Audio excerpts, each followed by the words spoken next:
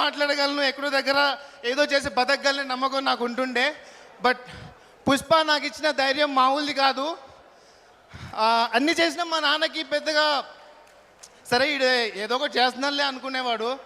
But Pushpa వచ్చిన తర్వాత మా నాన్న ఉండే విధానం అంతా చేంజ్ అయిపోయింది. మా అమ్మ అంటే మా రిలేటివ్స్ అంతా ఆల్మోస్ట్ చేంజ్ అవుతుంది ఖచ్చితంగా ఇంత పెద్ద సక్సెస్ వచ్చిన తర్వాత.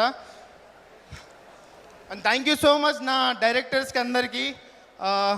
సారీ నేను చెప్పడం మర్చిపోయాను, నా gods of Dharmapuri director Anish Kuruvilla గారు, అలాగే Kothapuru director Anvesh Michael, thank you.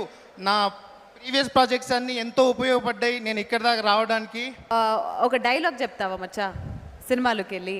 మచ్చా కానీ నేను డైలాగ్ చెప్పే ముందు ఒకటి గుర్తుపెట్టుకో.